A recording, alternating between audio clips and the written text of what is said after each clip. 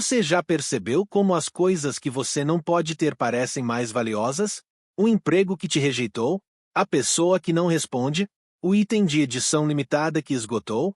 Somos estranhamente atraídos por aquilo que não podemos possuir. Isso não é apenas uma peculiaridade da natureza humana. É um princípio psicológico profundo que moldou a obra de Carl Jung, um dos psicólogos mais influentes da história. Jung compreendeu algo crucial sobre a mente humana que a maioria das pessoas ignora. O que permanece oculto muitas vezes exerce o maior poder sobre nós. E esse princípio não explica apenas nossos hábitos de compra ou frustrações amorosas. Ele revela verdades fundamentais sobre a consciência, o crescimento pessoal e como vivenciamos o significado em nossas vidas. O que Jung descobriu sobre a indisponibilidade muda completamente a forma como nos entendemos. E o mais estranho é que quase ninguém fala sobre esse aspecto de sua obra. Vamos explorar por que o que não está disponível para nós tem tanto poder e como essa verdade oculta pode ser a chave para desbloquear todo o nosso potencial.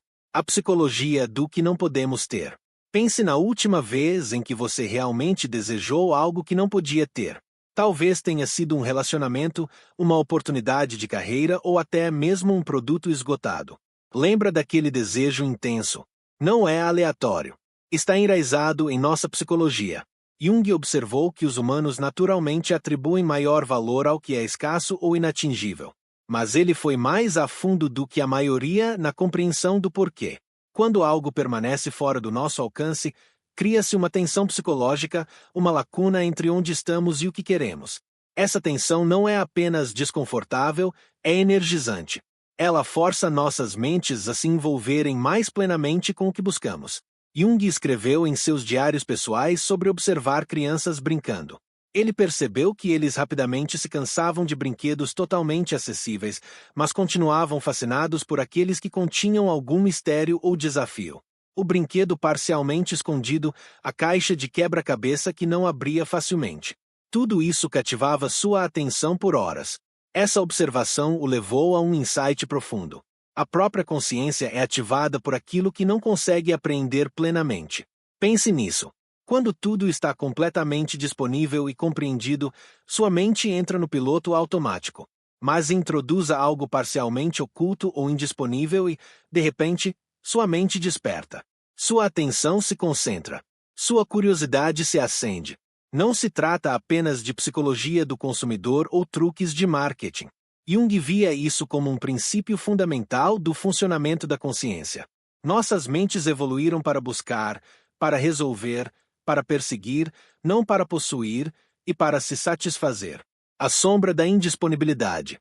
Mas a compreensão de Jung foi ainda mais profunda. Ele reconheceu que a forma mais poderosa de indisponibilidade existe dentro de nós mesmos. Jung desenvolveu o conceito de sombra. Aquelas partes de nós mesmos que reprimimos, negamos ou simplesmente nunca reconhecemos. Esses aspectos da nossa personalidade permanecem indisponíveis à nossa mente consciente. E justamente por essa indisponibilidade, exercem enorme influência sobre nós.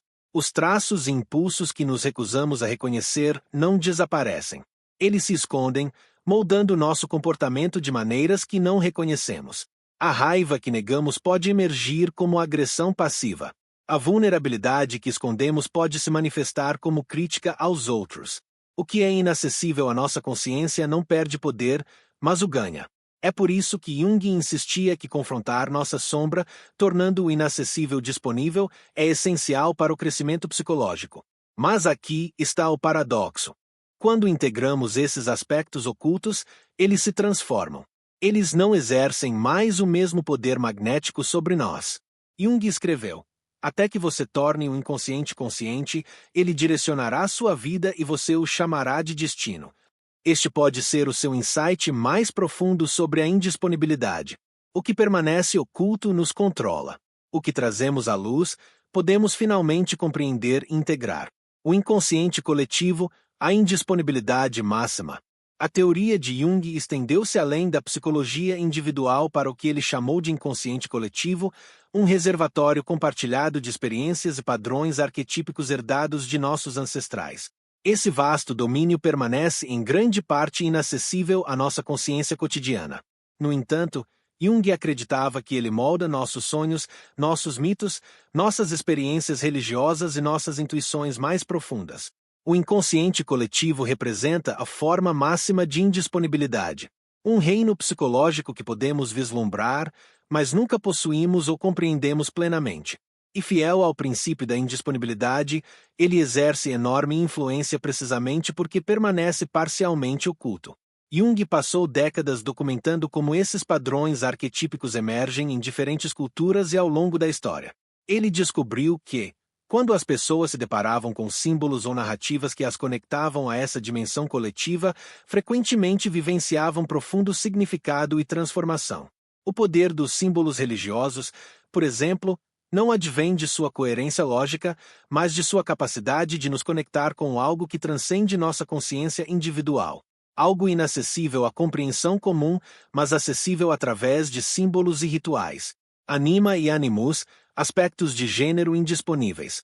Uma das aplicações mais fascinantes de Jung para a indisponibilidade foi seu conceito de anima e animus, o aspecto feminino inconsciente nos homens e o aspecto masculino nas mulheres.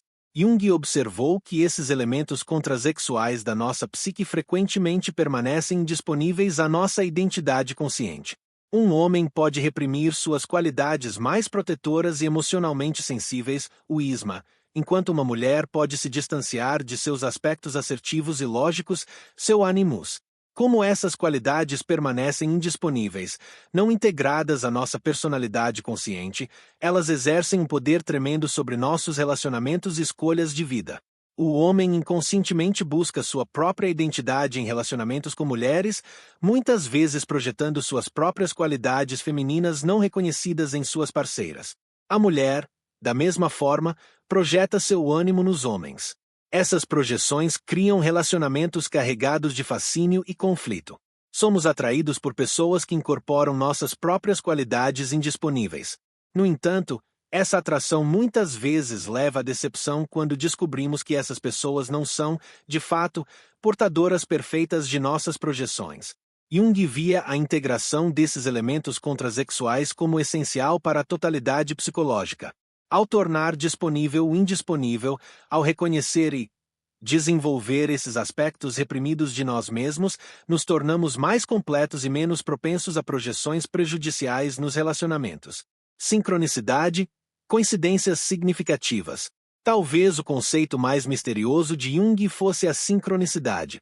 Coincidências significativas que não podem ser explicadas por causa e efeito, mas parecem conectar nosso estado psicológico interno com eventos externos. Jung documentou inúmeros casos em que pacientes descreviam um sonho ou pensamento significativo apenas para vê-lo espelhado por um evento externo inesperado, como sonhar com um escaravelho e, em seguida, ver um raro escaravelho dourado voar pela janela durante a sessão de terapia. Um caso famoso da prática de Jung. A sincronicidade representa outra forma de indisponibilidade. Eventos significativos, mas não totalmente acessíveis à explicação racional. Jung acreditava que esses momentos ocorrem quando acessamos brevemente camadas mais profundas da realidade, geralmente inacessíveis à consciência. Essas experiências tendem a acontecer em momentos cruciais de nossas vidas, quando estamos em encruzilhadas psicológicas ou passando por transformações significativas. É como se a conexão normalmente indisponível entre psique e matéria se tornasse brevemente visível, criando um profundo senso de significado e propósito. Jung observou que pessoas que insistem rigidamente em explicações racionais para tudo tendem a vivenciar menos sincronicidades ou, pelo menos, a notá-las menos.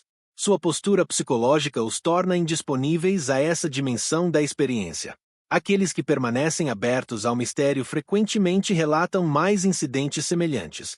A indisponibilidade do autoconhecimento completo. Uma das observações mais humilhantes de Jung foi que o autoconhecimento completo permanece indisponível para nós. Não importa quanto trabalho interior façamos, partes da nossa psique sempre permanecerão na sombra. Isso não é um fracasso. É a própria natureza da consciência. Nossa percepção é limitada, parcial, focada no que é relevante para a nossa situação atual. A completa autotransparência nos sobrecarregaria e tornaria o funcionamento normal impossível.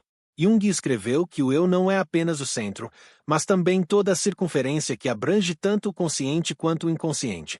É o centro dessa totalidade, assim como o ego é o centro da consciência.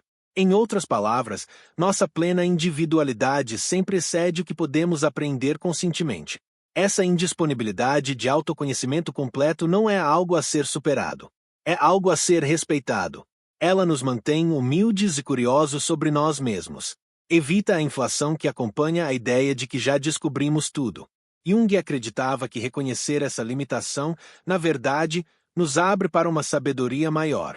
Quando reconhecemos o que permanece inacessível à nossa compreensão, desenvolvemos uma relação mais adequada com o mistério da nossa própria existência. Aplicações práticas para lidar com a indisponibilidade. Então, como podemos aplicar os insights de Jung sobre a indisponibilidade em nosso cotidiano? Primeiro, podemos nos tornar mais conscientes do que captura nossa atenção e energia. Quando você se sentir obcecado por algo que não pode ter, seja uma pessoa, um bem ou uma oportunidade, pergunte-se o que isso representa psicologicamente. Que parte indisponível de você isso pode simbolizar? Em segundo lugar, podemos abordar nossa própria indisponibilidade interior com curiosidade em vez de medo. Ao notar padrões de comportamento que parecem irracionais ou autodestrutivos, considere quais aspectos obscuros podem estar operando abaixo da superfície da consciência. Registre esses padrões em um diário, converse com um amigo de confiança ou trabalhe com um terapeuta para trazê-los à consciência. Em terceiro lugar, podemos criar formas saudáveis de indisponibilidade em nossas vidas.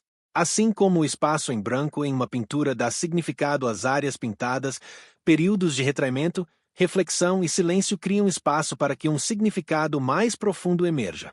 O próprio Jung construiu um retiro particular em Bowling, onde pôde se desconectar da vida profissional e se reconectar com aspectos mais primitivos de si mesmo.